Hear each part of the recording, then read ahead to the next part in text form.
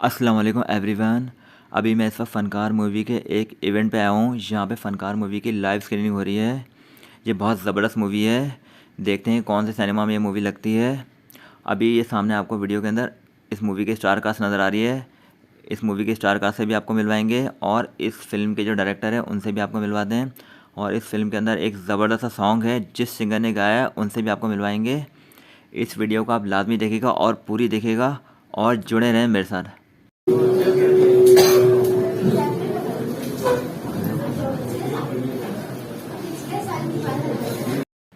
Basically ये जो movie है एक शॉर्ट फिल्म है, तो आप लोग लाजमी इस मूवी को देखिएगा।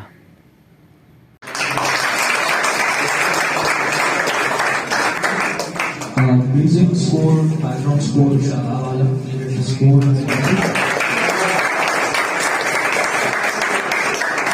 जो ओरिजिनल साउंड ट्रैक था, इतनी सी बात जो आपने गाना सुना होगा वो असद ने किया। असद है यहाँ पर? आई थिंक असद ने गाना गाया है, कंपोज किया और लिखा भी।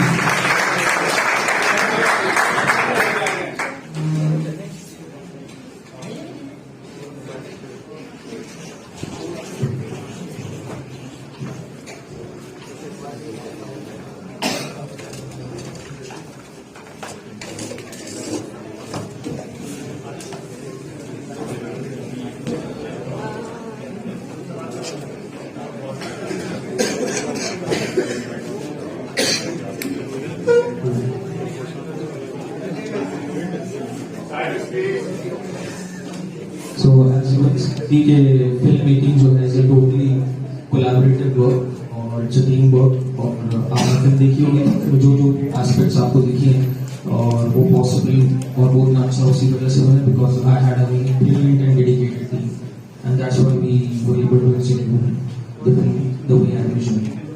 उसके बाद आपके सवाल पे आते हैं कि जब कोई आइडिया कंसीव होता है दुनिया तरीकेदार होता है, well usually if we see by the books, usually a lot of people conceive an idea, they think you have to write a plot outline, storyline, and then your next step would be have a log line, a synopsis, a plot outline, and then work on your first draft of the movie.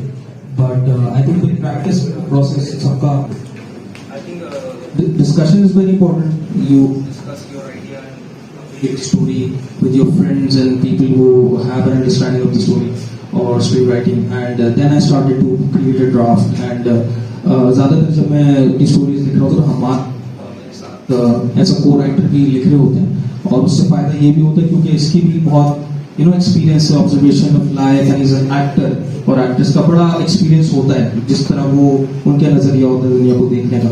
तो वो सारी essence हम क्योंकि showbiz की कहानी थी, showbiz के बारे में थी, तो हमने काफ़ी एक्सपीरियंस उसमें ऐड किए डाले। एंड हमने इस तरह के किरदार बड़े देखे भी हैं और इस तरह के नाराज फनकार भी देखे हैं जिनको एक्नॉलेज नहीं किया जाता हमारी सोसाइटी में अनलेस दे पास अवे।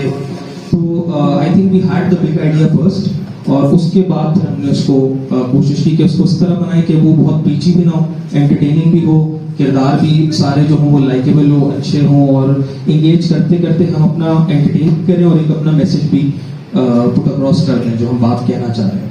तो आई थिंक ये था उसका प्रोसेस।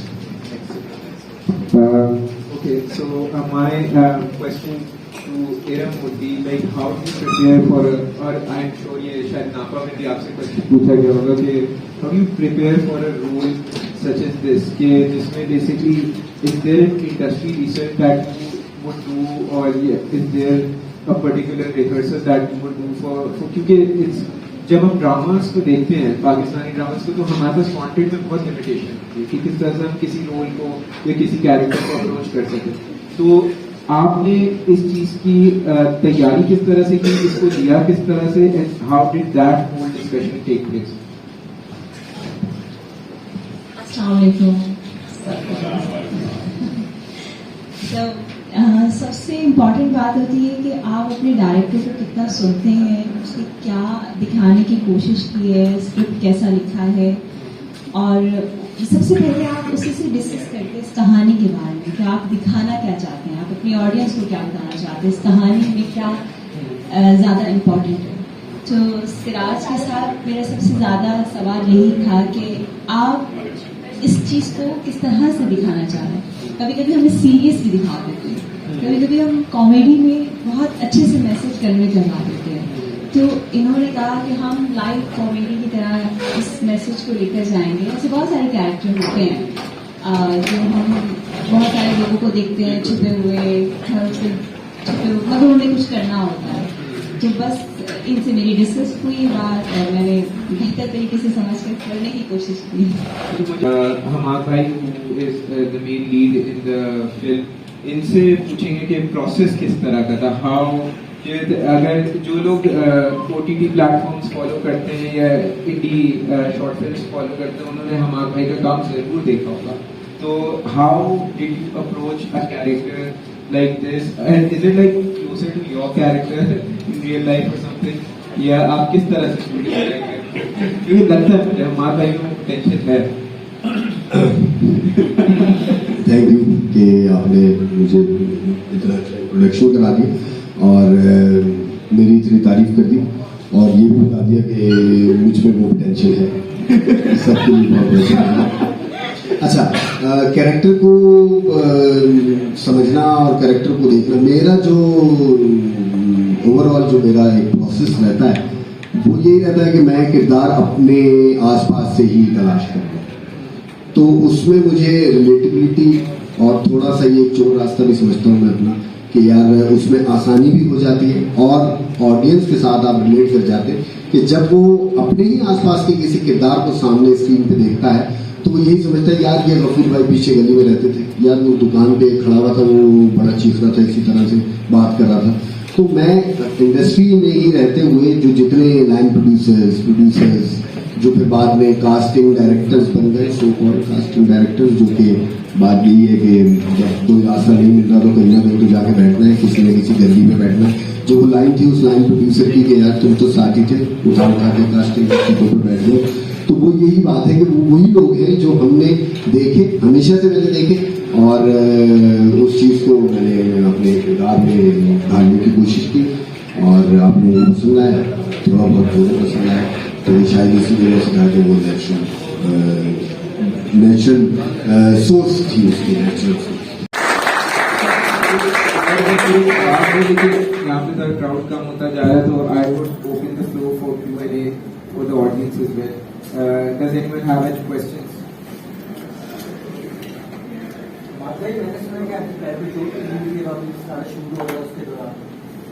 रिपोर्ट निकली कैसे बाहर? कौन है गद्दार जिसने अंदर की रिपोर्ट निकली? अगर आपकी पैर में दर्द हो रहा है बहुत ज्यादा, फिर भी अगर आप एक्सप्रेशन सारे वो सारी चीजें, यार देखो तैयारी तो हुई नहीं थी ना, तैयारी हुई भी थी, पेपर पर कंप्लीट था, डिस्कशन रिहर्सल सारी चीजें कंप्लीट थी और सब चीजों के बाद हम जो पीले कलर की बाइक आपने देखी, इस बाइक पे आए थे। और वेस्पा चलाना तो मुश्किल है, वैसे पुरानी होती है, बहुत पुरानी होती है, तो इसमें उसके कुछ आदाब है वेस्पा चलाने के, कुछ आदाब होते हैं उसके, तो वो हमें पता नहीं थे। हम तो आम बाइक की तरह की किक मारो स्टार्ट हो जाएगी ये, तो वो किक मार रहे थे, तो 65 किक्स मारी थी, 65-70 किक्स मारनी थी कि यार ये अभी सही कराइए, सुबह में बिल्कुल ओके करा के लेके आए इधर, अभी क्यों स्टार्ट होगी, सुबह शूट है। तो वो पता नहीं था कि वो एक तरफ को लिटाते और वो फिर ऐसे हाफ किक में स्टार्ट हो जाती, वो लिटाने का नहीं पता था कि वो थोड़ा सा इसको थोड़ा सा टेंड करना है, और वो नहीं पता था, बस उसमें लगे हुए थे पाँव, कोई 65 किक होगी शायद, उसमें पाँव स्लिप हो गए, रोड पे लगा तो वो पाँव ऐसे करके ऊपर की तरफ आ गया था और मैं बड़ी तकलीफ में था। सिराज और मैं उस टाइम के साथ में हम फिर रात में हॉस्पिटल गए, बड़ा इंटरेस्टिंग मजेदार सा किस्सा। डॉक्टर बेड रेस्ट लिख रहा था तो मैंने उसका बैग पकड़ लिया, बोला भाई पहले मेरी थोड़ी सी खुदाब सुन लो, ये सब तैयारी हुई है और मैं सुबह शूट करना, तुम ये बेड रेस्ट लिख दोगे, मेरी अम्मा मेरी बेगम घर से बाहर निकलने नहीं देंगे, आपने लिखना है बिल्कुल सब कुछ ठीक है, ईजी है, आप कर लो काम। तो एक्सरे में सही आ गया था, थोड़ा सा ये साइडें सूजी भी थी, तकलीफ बहुत थी मगर हो गया। यार दो छोटे से मुद्दे, आप दोनों का भी मैं बहुत बड़ा फैन हूँ, मैं हम म्यूजिक पे बात करेंगे, बहुत प्यारा है, बहुत ही ज्यादा प्यारा। दो छोटे से सवाल थे, एक ये कि आइडिया ओरिजिनली आया तो उसकी एक कहीं ना कहीं एक मेमोरी तो होती है कि यार किस बात ने ट्रिगर किया, वो बात क्या याद है, is that something you can share with us? और दूसरा ये कि आप प्रोड्यूसर भी थे इसके, तो एक्टिंग भी कर रहा था, ये लीड कर रहा था और प्रोडक्शन भी कर रहा था। प्रोडक्शन में खाना पीना बहुत सारी चीजें थी, तो वो कैसा था? Tell us something about producer. Hello, अगर आइडिया कहाँ से ट्रिगर हुआ ना, वो मुझे याद है। एक व्हाट्सएप ग्रुप है प्रोड्यूसर्स डायरेक्टर्स में, मॉर्निंग शो वाले प्रोड्यूसर ये सारे, उसमें मैं भी एडेड था। तो उसमें बहुत था ना, पिक्चर आती है, ये एक्टर चाहिए, और फिर सारे जिनके पास होता है वो नंबर भेजते हैं। तो उसमें कुछ पुराने एक्टर्स की तस्वीरें आती थी, मतलब उनको पता भी नहीं होता था कौन है। एक होता है ना, बस ये चाहिए। तो वहां से आया था कि यार मतलब पता तो होना चाहिए ना इंडस्ट्री में, यार इतना किसी ने सर्विस दी है, इतने साल काम किया है, मतलब वो गायब हो जाता है। कुछ काम किया, कोई एक्नॉलेजमेंट नहीं, और बस वो बंदा घोस्ट है, किसी को नहीं पता किधर है क्या है, या पता नहीं है तो बस नंबर आ गया फॉरवर्ड। वहां से फिर मैंने डिस्कस किया था पुल से, क्या इसको कुछ करना है। तो ऐसे ही बैठे हुए थे चाय पे, तो आइडियाज अक्सर डिस्कस कर रहे होते हैं। अगर ये यूनिफाई है, सकता है हाथ उठा सकता है। सर बहुत खूबसूरत फिल्म, बहुत खूबसूरत। मुझे सबसे ज्यादा मजेदार उसकी एक लाइन लगती है जब वो बाहर निकल के कहता है कि फनकार तो मर गया सर, और उसके बाद जो उसका एक स्नैप चेंज होता है ना कि अपने कैरेक्टर में वापस जाता है कि मेरे पास और भी बहुत कैरेक्टर्स है, मैं वो देता हूँ। मुझे एक चीज पूछनी थी कि एक बलोच कैरेक्टर है जो कि थ्रू आउट सीन्स में डांस कर रहा है, वो स्क्रिप्ट का पार्ट था या ट्रीटमेंट में डिसाइड हुआ कि यार ये करेंगे, जो कि बहुत पूरी फिल्म को बड़ा अच्छा समअप करता है वो कैरेक्टर, कि हर इंसान जो है अपनी धुन में रहता है, बट एक पॉइंट हमेशा उसकी लाइफ का आता है जिसके अंदर वो क्वेश्चन करता है कि यार क्या मुझे अपने पैशन को कंटिन्यू रखना चाहिए या नहीं।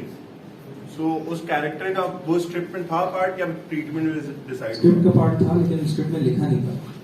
मोस्टली ही लिखा था मैंने, बोला शायद एक्टर्स कंफ्यूज ना हो जाए आप, लेकिन वो मुझे पता था कि उसको ऐड करना है कहीं ना कहीं, और किस तरह ना थ्रू आउट। हाँ, वो सोचा हुआ था, बट वो स्क्रिप्ट में लिखा नहीं था। और वही वाली बात जो तुमने बोली कि यार पैशन परस्यू करना है, कब तक करना है, क्या नहीं करना है, तो स्पेस से सभी गुजर रहे हैं। तो वो एक समझ लो कि एक सॉर्ट ऑफ कैथारसिस, कि आप वो फीलिंग जो है वो बताना चाह रहे हो कि यार आप मेहनत कर रहे होते हो, अपनी आर्ट प्रैक्टिस कर रहे हो, people are not noticing, they are not acknowledging. End में जाके वो सेंस बना, हाँ, वो थक जाता है फिर, थक जाता है। यस। और हम रुकते हैं उसके साथ। हाँ, अब वो उस बंदे की भी बड़ी जर्नी है, वो एक स्पॉट बॉय है भाई।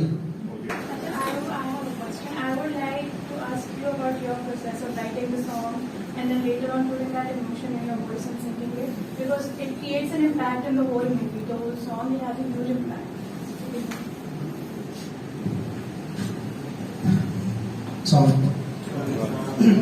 सबसे पहले तो है कि खुद इतनी जबरदस्त सिंगर है, प्लीज इनके लिए क्लैप करो यार।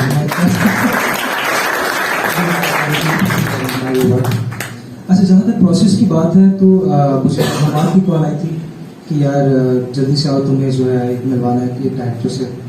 मैं पहुंचा, सिराज से मुलाकात हुई, I found him very such nice person. तो जैसे ही आइडिया शेयर हुआ था तो कोई भी इसमें कुछ ऐसी मुश्किल थी नहीं, एक सीधी सी बात थी कि जिस तरह से एक आर्टिस्ट को छोड़ दिया गया है, जैसे किताबें छोड़ दी जाती हैं बिना पढ़े और ऊपर, तो ये बस इतनी वो एक बात हुई थी शायद हमारी बातों के बीच में, आई डोंट नो किसी लोग की ना हो कि यार इतनी सी बात समझ नहीं आती है लोगों को। तो बेसिकली ये वही बात है, सिर्फ थोड़ी सी इमोशंस और गा के मैंने कर दिया कि इतनी सी बात जो समझे कोई। इतनी सी बात है नहीं जितनी सी तूने बना दी। इसके पीछे तेरा एक पूरा स्ट्रगल है, तेरी चीजें लाइफ में, और मैं बहुत खुशनसीब है हम लोग कि तू उस दिन आ गए। Thank you.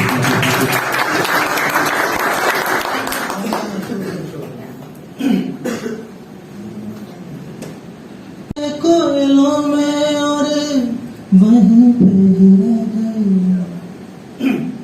ये मेहनतों से खड़े महल जो सारे ही रह गए, कि ये मेहनतों से खड़े महल जो सारे ही रह गए, इस तमाशे के खिलाफ बोले तो कोई, कैसी ये गिरहे हैं बंधीन है खोले तो कोई, इतनी सी बात जो समझे कोई, मेरे खुदा तू सुन ले मेरी। Thank you. I just want to mention one last thing कि ये गाना बेसिकली इसको फील करने में और लिखने में साथ में हेल्प करने में मेरी वाइफ का बहुत बड़ा हाथ है, मुझे घर भी जाना है ऐसे। Thank you so much. एक लॉन्ग टाइम पीरियड की स्ट्रगल के अंदर ऐसा क्या करें कि उसके अंदर आर्टिस्ट मरे नहीं, क्योंकि आपने कैथारसिस तो दिखा दी है, लेकिन उसको कंटिन्यू करने के लिए उसे क्या करना चाहिए? पहले तो बैकअप सोचे, बैकअप पे काम करें, फिर अपने पैशन को परस्यू करें। बिकॉज आई थिंक दरअसल में तुम आए थे ना मुझसे मिलने, तो तुम भी यही बोल रहे थे कि मैं सारे ब्रिजेस जला के मैं एक्टिंग में घुस गया हूँ, और मैंने उसको यही कहा था कि भाई जलाने की कोई जरूरत नहीं है। वो लोग जब आप हिट हो जाते हो तब लोग वो आपको एक्नॉलेज करेंगे और आपके साथ सारे होंगे, बट उससे पहले नहीं होंगे। तो जो उससे पहले की स्ट्रगल है ना वो आपकी खुद की है, तो उसमें आपको अपने जैसे और मिलेंगे लोग जो आपके साथ जुड़ेंगे, जो आपका साथ देंगे, जो आपको उस जर्नी में मदद करेंगे। अब जैसे हमने स्क्रीनिंग करी थी तो हमने इंडस्ट्री काफी लोगों को बुलाया था, बट नहीं आए थे, काफी लोग नहीं आए थे, बिकॉज बेस्ट ऑफ लक सबने कहा था, बेस्ट ऑफ लक सबने कहा था आएंगे लेकिन नहीं आए। तो वो जर्नी जो है ना वो सबकी चल रही है, बट ये कि उसमें आई थिंक बैकअप अपना होना चाहिए, उसमें लक का भी फैक्टर होता है और उसमें आपका पैशन, जितना आपका जुनून है, पैशन है, बट आप मेहनत करोगे तो उसका फल तो मिलेगा कभी ना कभी, ये तो गिव है। मतलब मुझे तो लगता है कि भाई हार्ड वर्क के साथ साथ ना स्मार्ट वर्क बहुत ज्यादा जरूरी है किसी भी जगह।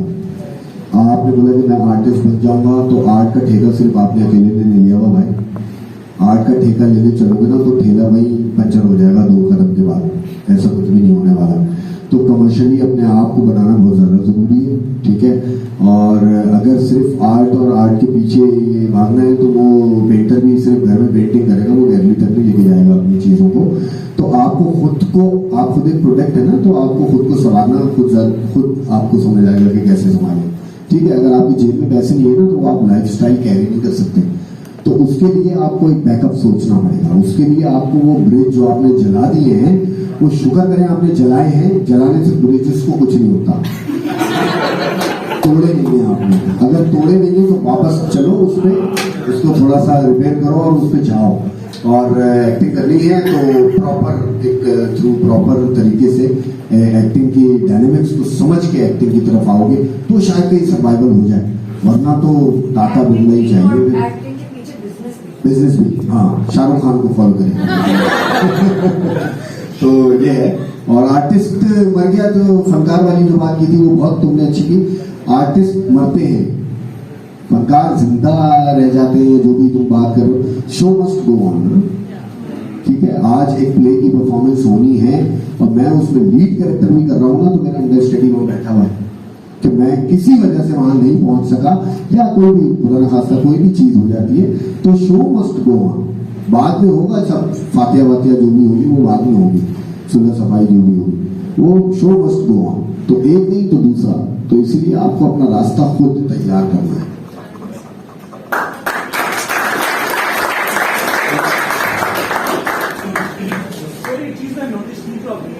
काफी जो पंच लाइन्स थे, पूरी कॉमेडी पंच लाइन्स थे, वो बहुत ऑन टाइम थे। और पर्सनली जब मैंने प्रोजेक्ट्स वगैरह किए ना, उसमें एक प्रोजेक्ट में आई फेस दिस कि मैंने अपने दिमाग में स्क्रिप्ट लिखते हुए और जब कंसीव कर रहा था, तो मेरे दिमाग में तो बहुत मुझे हंसी आ रही थी पर्सनल लेवल, लेकिन जब वो स्क्रीन की तो उसका एक ऑडियंस जो किसी को खुद समझ गई और अंदर से मैं खुद हंस रहा हूँ। तो हाउ डिड यू इंश्योर कि यार ये पंच लाइन ऑडियंस भी अच्छी तरह रिसीव करेगी, समझ पाएगी और ऑडियंस हंसेगी, ये नहीं हो कि सामने ऑडियंस आराम से सुन बैठी हो, यार ये क्या होता है? अच्छा मैं बताऊं सीरियसली, और अब आपस की बात है, ये लग है और आप कभी भी डिसाइड नहीं कर सकते कि कौन सी लाइन किस टाइमिंग में किसको कहां समझ आएगी, नहीं डिसाइड कर सकते आप। ये लग होता है, थोड़ा बहुत एक्सपीरियंस काम करते करते आपको आ जाता है, काम करते करते पता चल जाता है कि यार जुमला डिलीवर हुआ, उसके बाद एक वैलिड पॉज है, उसकी वैलिडिटी को समझो थोड़ा सा। ज्यादा लंबा हो जाएगा तो वो एक्सपायरी की तरफ चली जाएगी कहानी, ठीक है। वो लिखा होता है ना बीबी बेस्ट बिफोर, तो बेस्ट बिफोर आपने बोल देना है, ठीक है। उससे ऊपर आप जाएंगे तो फिर वो टाइमिंग खराब होगी। तो ये थोड़ा सा है, काम करते करते करते समझ आता है, ऐसी कोई बात नहीं, पहली दफा में, दूसरी दफा में, तीसरी दफा में ऐसी चीजें होती हैं। और अच्छी बात यह है कि बंदा जो है वो डूअर होना चाहिए मेरे नजदीक, उसने कुछ ना कुछ करते रहना है बस, क्या हो रहा है, लोग क्या कह रहे हैं, समझ क्या रहे हैं, वो खुद ही समझ जाएगा यार, किसी न किसी टाइम पे लोगों के कहने के बाद समझ जाएगा, कुछ अपना समझ से समझ जाएगा। करना ना छोड़े, करना छोड़ देंगे तो फिर मर जाएगा आर्टिस्ट।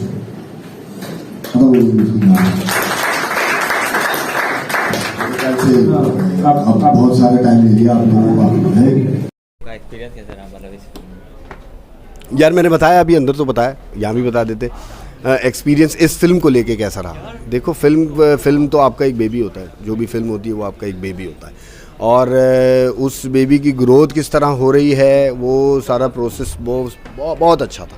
वो प्रोसेस इतना मज़ेदार था क्योंकि टफ़ बहुत था, और क्योंकि जब आप इंडिपेंडेंट और गोरिल्ला फिल्म मेकिंग और इस तरह के प्रोजेक्ट्स जो आप सेल्फ मेड कर रहे होते, तो उसमें आपको बहुत ही देखभाल के एक एक कदम फूक के, वो होता है ना दूध का जला छाछ भी फूक के पीता है, एक मिसाल है। तो आपको बहुत देख के, बहुत पाँव फूक के, ये नहीं ये स्टेप लूँ कि नहीं लूँ, तो ये एक प्रोसेस बड़ा ही एक लिमिटेड सिनेरियो में जब आपने चीज़ें करनी होती हैं तो आपको बहुत सारे चैलेंजेस का सामना करना पड़ता है, और जब चैलेंजेस आ जाते हैं सामने तो इंटरेस्टिंग हो जाते हैं माहौल सारा। अच्छा, ये फिल्म लगेगी कहाँ पर? अभी तो फिल्म हम स्क्रीनिंग कर रहे हैं जगह जगह, और देखें आगे क्या प्लान्स होते हैं इसके, कहाँ तक जाती है। क्योंकि मैंने जब शुरू की थी तब भी मैं हवा के साथ ही चला था कि ये हवा किस रुख पे लेके जा रही है सारी चीज़ों को, और अभी तक ओपन हूँ, हवा के साथ ही चल रहा हूँ कि हवा किस रुख पे कहाँ तक लेके जाएगी इस चीज़ को। जैसे अभी हुमायूं साहब की फिल्म लगी थी तो उन्होंने एक वो दिया था कि हम मॉल्स में जाके अपनी प्रमोशन करते हैं, हर जगह प्रमोशन करते हैं, मगर वो रिस्पॉन्स नहीं मिल रहा। तो हमें बड़ी मेहनत करनी पड़ती है, हम मॉल्स में आते हैं, यूनिवर्सिटी में आते हैं। देखो सिनेमा की बात अगर मैं करूँ तो सिनेमा बहुत अरसे में बना, फिर बहुत थोड़े से अरसे में बर्बाद हो गया। कोई भी चीज़ बच्चा जो है ना, बच्चे की बात करूँगा फिर दोबारा, बच्चा जो है वो जब आप पालते हैं ना उसको, वो बहुत ही केयरफुली और बहुत ही ज़्यादा जिसको कहते हैं तरबियत बहुत अच्छे से बंदा करने की कोशिश करता है, और जहाँ वो लूज़ होता है, कहीं किसी अपने मामलात में लग गया और बच्चा निकल गया किसी चीज़ों में, तो एक लम्हा 2 लम्हे में जो है वो सारी मामलात ख़राब हो जाते हैं, और सारे वो तरबियत जो है वो ऐसे करके बिखर जाती है, और बच्चा कहीं आदतों में लग जाए तो वो बिगड़ जाते हैं ना मामलात। तो इसी तरह सिनेमा के साथ भी हुआ। एक टाइम था, वो दौर था 90s से पहले का, वो सिनेमा पीक पे था। फिर आहिस्ता आहिस्ता प्रोड्यूसर्स की नीयतें बदलनी शुरू हुई, चीज़ें बदलनी शुरू हुई, प्रोटोकॉल्स बदलना शुरू हुए, जो हमने इस फिल्म में जिस इशू पे हमने बात की है, जिस चीज़ पे हमने बात की है, तो उसी वजह से ही मुझे लगता है कि ऑडियंस जो है वो नाराज़ हो गई। ऑडियंस अगर घर से निकल के किसी जगह जा रही है तो उसको ये पता होना चाहिए कि इट्स वर्थ इट। ठीक है, मैं बहुत जगह ये बात कह चुका हूँ, और मैं फिर से यही बात कहूँगा कि यार 400 करोड़ की बनी हुई फिल्म 1000 रुपये में देखने को मिल रही है, और 7 करोड़ की बनी हुई फिल्म 1000 रुपये को देखने को मिल रही है, तो आप घर से निकल के किस फिल्म के लिए जाओगे? आप जाओगे स्पाइडरमैन, बैटमैन, मार्वल्स की फिल्में देखोगे, आप जाओगे बड़े प्रोडक्शंस की फिल्में देखोगे, आप फिर काम और कंटेंट की तरफ जाओगे ना, जहाँ कंटेंट अच्छा आना शुरू हो जाएगा, जहाँ चीज़ें वैल्यूज़ प्रोटोकॉल से हट के, आप जो डिफरेंट पर्सन्स और डिफरेंट सेलिब्रिटीज़ के प्रोटोकॉल से हट के कंटेंट राइटिंग और डायरेक्शन और सिनेमेटोग्राफी की तरफ चले जाएगा, तब माहौल खुद ही आप देखोगे कि सिनेमा आबाद होना शुरू हो जाएंगी, चीज़ें बिल्कुल ऐसा हो जाएगा कि आप देखो यार हाउसफुल जा रहा, ताबड़तोड़। और स्क्रीन्स, ज़्यादा से ज़्यादा स्क्रीन्स, छोटी स्क्रीन्स, बड़ी स्क्रीन्स सब लगानी चाहिए। यहाँ तो स्क्रीन्स का फुकदान है, जो लगी हुई है वो बंद हो रही होती हैं, तो जो लगी हुई हैं उनको आबाद करें, और जो बंद हो रही थी बेचारी, जो बंद हो चुकी हैं, उनको फिर से खोला जाए, और मल्टीप्लेक्स सिनेमा होने चाहिए ज़्यादा से ज़्यादा, और जो आम आवाम के लिए, मासेस के लिए भी सिनेमाज होने चाहिए, लो प्राइस टिकट पे सिनेमाज होने चाहिए, ताकि आवाम देखें, लोगों को टेस्ट लगेगा ना तो लोग स्टार बनाएंगे, और सिनेमा का स्टार सिनेमा से ही बनता है भाई। सिनेमा से जब सिनेमा का स्टार बनेगा तो फिर उसकी दीवानगी अलग होगी, लोगों का उसके लिए प्यार अलग होगा, लोग उसको टीवी पे नहीं देख पा रहे होंगे, तभी घर से निकल के उसकी फ़िल्म देखने सिनेमा तक जाएंगे। यहाँ तो आप हर एक्टर को टीवी पे देख रहे हो ना, दिन रात देख रहे हो, तो वो जुस्तजू, वो लगन, वो जो क्यूरियोसिटी है कि यार ये अब क्या चीज़ लेके आया है, वो चीज़ पैदा नहीं होती। अच्छा सर, ऐसे एक लास्ट सवाल करूँगा, इसके बाद आपका कोई प्रोजेक्ट है अपकमिंग कोई इसके लिए हमें? यार देखो, मैं तो बहुत अपने अंदर के बहुत सारी चीज़ों को हिला हुलू के, बहुत सारी सोचों को हिला हुलू के आज मैं प्रोड्यूसर की गद्दी तक आया हूँ। और ख़यालात बहुत हैं दिमाग में, बस रास्ता बन रहा है। जिस तरह रास्ता, छोटी छोटी मंजिलें मैंने रखी हुई हैं कि यहाँ तक जाना है, अब यहाँ तक जाना है, अब यहाँ तक जाना है, तो आहिस्ता आहिस्ता हम यहाँ तक आ गए। तो इंशाल्लाह ज़रूर जल्दी हम एक और चीज़ भी लेके आ जाएंगे सामने। इसका सेकंड पार्ट एक्सपेक्टेड है सर? इसका पहला पार्ट है या मैं? नहीं यार, नहीं, मुझे पार्ट्स का जो है ना थोड़ा सा, हाँ शायद इसको कोई फुल लेंथ कर सकते हैं, वो भी फिर बात की बात है कि दिमाग में कहीं क्लिक हो जाती है बात कि यार चलो कर लेते हैं, वो एक बात की कहानी। अभी फ़िलहाल ऐसा कोई इरादा नहीं है। और पार्ट्स में मुझे थोड़ा सा रहता है कि यार मैं बहुत सोचूंगा, मतलब ये नहीं है कि मैं अगर ये बोल दूं नहीं करूंगा और मैं कहीं कोई अपॉर्चुनिटी या कोई आइडिया क्लिक हो गया, कुछ चीज़ हो गई और मैंने पार्ट कर लिया इसका दूसरा, तो वो बात बड़ी अजीब हो जाएगी ना। तो मैं ये नहीं बोलूँगा कि मुझे नहीं करना, मतलब मुझे बड़ी मुश्किल होगी पार्ट्स की तरफ जाने में, क्योंकि मुझे ख़ुद बड़ा अजीब लगता है एक पार्ट, दूसरा पार्ट, तीसरा। एक चीज़ है वो हो गई, वन ऑफ चीज़ है, अब उसने चल गई है तो उसको खींचें, घसीटें, इलास्टिसिटी कर दें उसके साथ, तो वो मुझे थोड़ा सा प्रॉब्लम करता है। हाँ, अगर ऐसा लगा कि यार ये तो बड़ा ज़बरदस्त एक निकल आई ये चीज़, इसको कर सकते हैं कंटिन्यू, तो फिर ज़रूर करेंगे इंशाल्लाह। ठीक है, थैंक यू सो मच।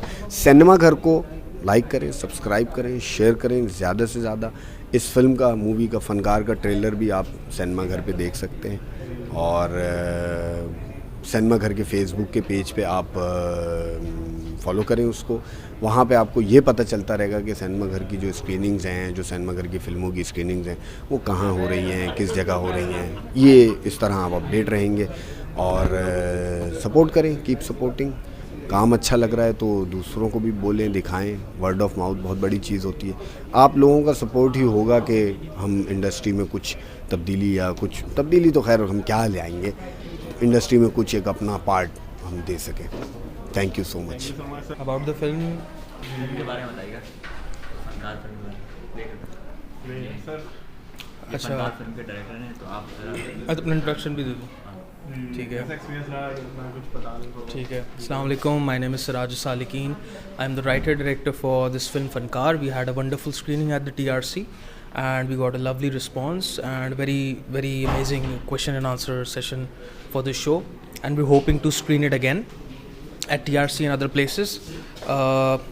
उसके अलावा और क्या बताऊँ फिल्म के बारे में थोड़ा बहुत। हमने मूवी पूरी देखी, हमें बड़ी अच्छी लगी। अब हम सोच रहे हैं इसका नेक्स्ट पार्ट को एक्सपेक्टेड है। हमने उनसे पूछा, उन्होंने तो बोला कि मुश्किल। हाँ, वो तो नहीं है, बट मैं कुछ फिल्म के बारे में थोड़ा बहुत बता सकता हूँ।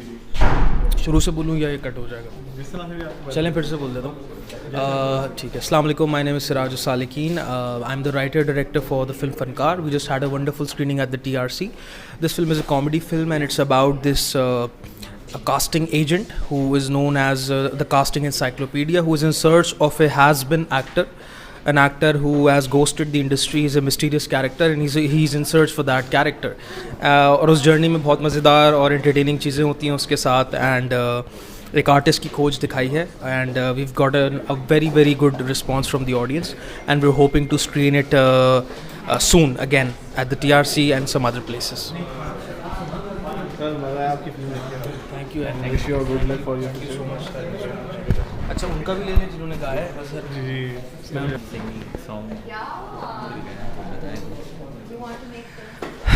हाय, मेरा नाम अज़हर अली है और मैं नेपा का स्टूडेंट हूँ और मैंने गाना वहीं से सीखा। And by the way my father was also singer, तो बचपन से ये शौक़ उनको देख के। Let's come to the point कि ये गाना मुझे कैसे बेसिकली हुआ। सिराज कॉल्ड मी एंड मुझसे डिस्कस हुआ ये आइडिया कि कुछ इस तरह का प्लान कर रहे हैं। ये हमारा थॉट ऑफ माइंड ये है, एक ऐसा एक्टर है जो कि जिसको अब कोई नहीं पूछ रहा है। तो सडनली फिर जैसे कि आपके दिमाग में 2-4 चीज़ें आती हैं एज अ राइटर, बेसिकली आप उस वक्त सिचुएशन को ग्रैब करने की कोशिश कर रहे होते हैं। तो सडनली बेसिकली मेरे माइंड में 1-2 आइडियाज़ आए और फिर मैंने उससे 1-2 दिन का टाइम लिया और आई एम श्योर मुझे अच्छी तरह से याद है कि वेरी नेक्स्ट डे मैंने उसे कॉल पे कहा था कि गाना रेडी है। तो ही वो सरप्राइज़ कि यार इतनी जल्दी कर रहा है, तू देख, तू आराम से अपना टाइम ले, नो प्रॉब्लम इन इट। तो मैंने कहा नहीं टेंशन नहीं लो, गाना रेडी है। तो सेकेंड डे मैंने जाके उनको गाना सुनाया एंड दे लव्ड इट, और माशाल्लाह से अब सब ने पसंद किया है।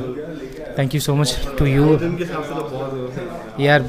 बस ये क्या होता है कि जब आप मेहनत कर रहे होते हैं, आपको पता होता है थोड़ा सा काम, जो भी मुझे पता है थोड़ा सा, उस्तादों की दुआएं और मेरे वालिदैन की ऑब्वियसली, तो ये कि फिर चीज़ें अच्छी जब आप दिल से करते हैं तो दिल से हो जाती हैं। Exactly. Thank you so much sir, thank you. ये फिल्म के डायरेक्टर हैं, तो आप ज़रा कुछ बताएं फिल्म के बारे में या आपकी डायरेक्शन के बारे में। अच्छा, मैं क्या कहते हैं, शूट मैंने की है फ़नकार शॉर्ट फिल्म जो है, और बड़ा अच्छा एक्सपीरियंस रहा हमारा शूट करने के बाद। जब हम स्क्रीनिंग हमने करवाई और ऑडियंस का जो फीडबैक आ रहा था, बड़ा ज़बरदस्त एक फ़ीलिंग होती है आप जब ऑडियंस को देख रहे होते हो, और जो आपने शूट किया होता है, जितना आपने एक्सपेक्ट किया हुआ होता है, और उस तरह का फीडबैक जब आ रहा होता है आपके पास, तो बड़ा अच्छा लगता है। तो आपका मतलब पहला एक्सपीरियंस था मतलब ये शॉर्ट फिल्म में, इससे पहले भी आपने बड़ी? मैंने पहले भी शॉर्ट फिल्म्स की हुई हैं और वेब सीरीज़ भी की हुई है मैंने, और ये हमारा एक ऐसा प्रोजेक्ट कह लें जो एक अच्छे लेवल पे स्क्रीनिंग हुई है, जिसमें ऑडियंस आई है जिनको हम नहीं भी जानते, वो लोग भी आके देख रहे थे फिल्म। तो ये हमारा पहला एक्सपीरियंस है इस तरह। अच्छा, जैसे एक बंदे का गोल होता है ना कि बड़े लेवल की डायरेक्शन करनी है, तो आपका मतलब क्या फ्यूचर गोल क्या है? फ्यूचर में मेरा गोल तो यही है कि हम अपनी फिल्में बनाते रहें जिस तरह बनाते हुए आए हैं हम लोग, और इंशाल्लाह फीचर फिल्म्स भी बनाएंगे इंशाल्लाह, जो है हमारी फिल्में सिनेमा पे भी दिखेंगी। तो यही गोल है हमारा, और क्या। ये डिज़ाइनर है, आप ज़रा बताएं। तो मतलब फर्स्ट टाइम जब सिराज मेरे पास आए, जो डायरेक्टर हैं, उन्होंने मुझसे कहा कि कुछ स्टैंड आउट करता हुआ नज़र आए, कि क्योंकि बहुत सारी जगहों पे प्रिंट होगा, लोगों के पास जाएगी चीज़ें, तो स्टैंड आउट करना चाहिए, कुछ ऐसे कलर्स होने चाहिए, कुछ इस टाइप की चीज़ होनी चाहिए। तो मैंने कहा कि मुझे आइडिया है कि हम लोग येलो क्यों नहीं करते, इसको येलो रखते हैं, जैसे कि टैक्सी हमेशा स्टैंड आउट करती है आम गाड़ियों से, तो उसी तरह से मैंने आइडिया दिया सिराज को कि इसे टैक्सी की तरह जैसे येलो है, उसको उस तरह से करते हैं। बाकी जो स्कार्फ है येलो, रेड स्कार्फ आपने देखा होगा, और जो हम आज जो एक्टर है उसका ग्रीन कलर का जो उसका जैकेट है, ये सारे कलर्स जो है मेरे पास अलग अलग दूसरे कलर्स आए थे, कोई ऐसे रेड या ग्रीन नहीं आए थे। तो मैंने कलर पैलेट सेट करवाया कि ये वाला कलर इस तरह इस कलर के साथ कॉम्प्लीमेंट कर रहा है, तो पोस्टर में भी हम इन कलर्स के साथ जा सकते हैं। तो वो प्रॉपर मैंने सेटिंग उसकी कलर्स पैलेट बना के दिए कि सिराज हम इन कलर्स के साथ आगे जाएंगे। तो आर्ट डायरेक्शन या आगे के जो भी सीन हैं, जब शूट हो गया था उसके बाद इन्होंने मुझे शूट ला के दिया कि ये फ़ोटोग्राफी है और इसके पोस्टर्स डिज़ाइन करना है। तो मैंने उनसे पूछा कि ये कलर्स अभी डिसाइडेड है, तो उन्होंने मुझे बताया कि अभी कलर्स डिसाइडेड नहीं है कि बैकग्राउंड पे क्या जाना चाहिए या क्या चीज़ होनी चाहिए। तो फिर इस तरह से मैंने उसके पोस्टर्स को ये कलर्स और इस तरह से कॉम्पोजिशन इसकी सेट की मैंने। तो ये था पोस्टर का। Thank you.